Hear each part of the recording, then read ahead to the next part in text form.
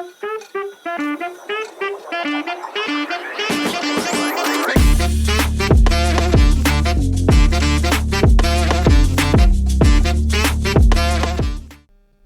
adik-adik, ketemu lagi di konten Saurus. Konten semangat anak untuk rajin, unggul, dan sukses. Pernahkah kalian bertanya-tanya, bagaimana tumbuhan bisa terus tumbuh dan berkembang biak?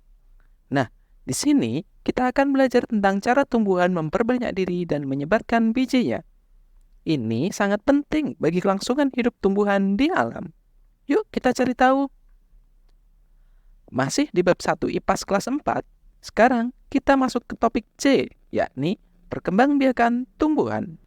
Di topik C ini, kita akan belajar tentang 4 hal, yakni bagian-bagian bunga, bagaimana tumbuhan berkembang biak, bagaimana cara tumbuhan menyebarkan bijinya, dan mengapa tumbuhan perlu menyebarkan bijinya. Pertama, kita akan belajar tentang bagian-bagian bunga. Tahukah kalian bahwa bunga tidak hanya indah, tetapi juga memiliki bagian-bagian penting yang membantu tumbuhan berkembang biak? Berikut ini bagian-bagian bunga yang perlu kamu ketahui. 1. Mahkota bunga. Mahkota bunga adalah bagian yang paling mencolok dan berwarna-warni. Fungsinya adalah untuk menarik serangga seperti lebah dan kupu-kupu agar datang untuk membantu proses penyerbukan. Warnanya yang cerah dan bentuknya yang indah membuat bunga tampak menarik. 2. Kelopak bunga. Kelopak bunga adalah daun kecil yang biasanya berwarna hijau dan terletak di bagian luar bunga. Bagian ini melindungi bunga saat masih berupa kuncup. Saat bunga mekar, kelopak membuka untuk mendukung mahkota bunga. 3. Benang sari atau serbuk sari. Serbuk sari adalah bagian bunga yang berfungsi sebagai alat kelamin jantan. 4. Putik. Putik adalah bagian bunga yang berfungsi sebagai alat kelamin betina.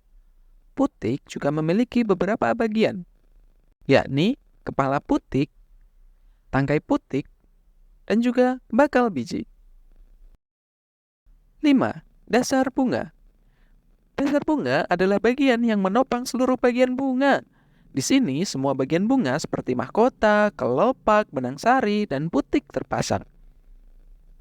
Sekarang kita masuk ke pembahasan berikutnya, yakni bagaimana tumbuhan berkembang biak. Tumbuhan berkembang biak melalui proses yang disebut penyerbukan. Penyerbukan terjadi ketika serbuk sari, bagian jantan dari bunga, berpindah ke putik atau bagian betina. Ada 2 jenis bunga loh. 1. Bunga sempurna. Bunga sempurna adalah bunga yang memiliki benang sari dan juga putik dalam satu bunga. Contohnya adalah bunga mawar dan bunga matahari. Pada bunga sempurna, penyerbukan bisa terjadi dalam bunga itu sendiri atau dari bunga lain. 2. Bunga tak sempurna.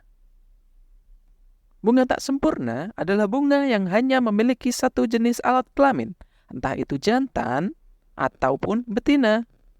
Contohnya adalah bunga jagung dan bunga kelapa.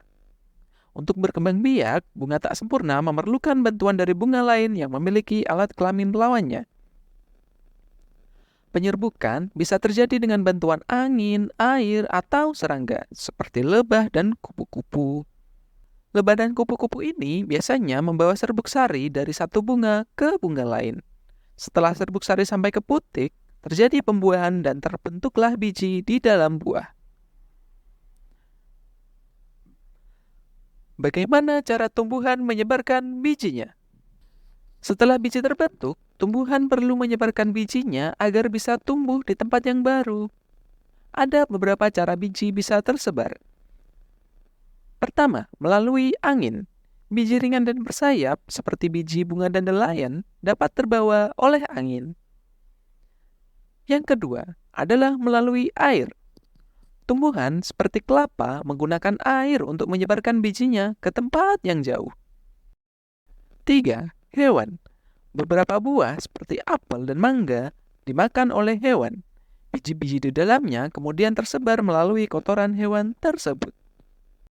Dengan memahami proses penyerbukan, jenis bunga, dan cara penyebaran biji, kita jadi tahu betapa cerdasnya cara tumbuhan berkembang biak dan bertahan hidup. Seru bukan? Yuk kita jaga tumbuhan di sekitar kita agar mereka terus menyebar dan berkembang biak dengan baik. Berikut adalah rangkuman pembahasan kita kali ini.